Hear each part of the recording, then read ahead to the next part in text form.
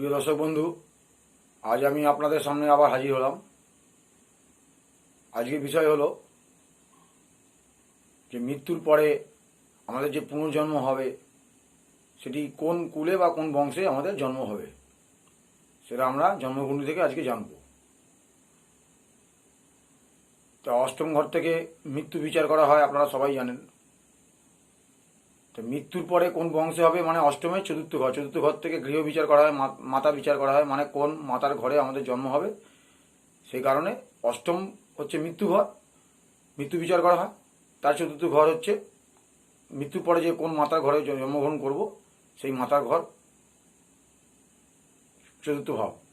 তা অষ্টমের চতুর্থ ভাব হচ্ছে একাদশ ঘর। এই একাদশ ঘর থেকে আমরা জানতে পারবো মৃত্যুর পরে আমাদের কোন কুলে বা কোন বংশে আমাদের জন্ম হবে।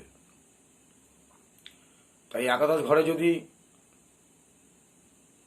বৃহস্পতি কিংবা শুক্র অবস্থান করে, কিংবা বৃহস্পতি অথবা শুক্রের দৃষ্টি থাকে, বা অথবা যদি একাদশ ঘরটি শুক্রের ঘর হয়ে থাকে, তবে বুঝতে হবে জাতক বা জাতিকা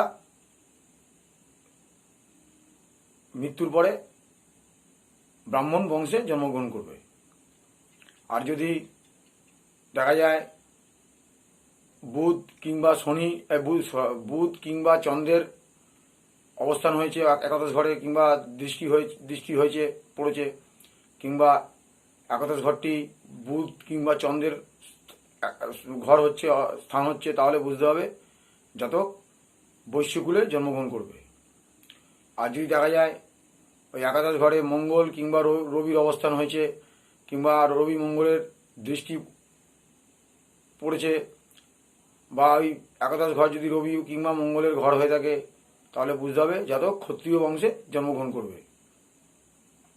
আর যদি দেখা যায় একাদশ ঘরে শনির অবস্থান হয়েছে, কিংবা শনির দৃষ্টি পড়েছে, কিংবা একাদশ ঘরের মালিক শনি নিজে, তাহলে বুঝতে হবে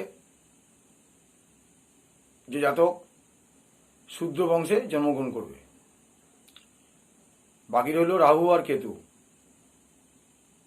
রাহু কিংবা কেতু যদি একাদশভাবে অবস্থান করে, কিংবা একাদশ ঘরে দৃষ্টি প্রদান করে, তাহলে বুঝতে হবে জাতক অন্য কোনো ধর্মে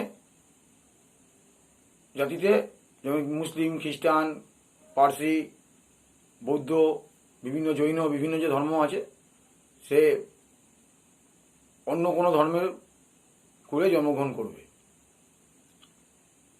যদি ভিডিওটি ভালো লাগে লাইক শেয়ার করে দেবেন। এরপরে এইরকম ধরনের নতুন কোনো ভিডিও নিয়ে হাজির হব। আজকের মতো এই পর্যন্ত। নমস্কার।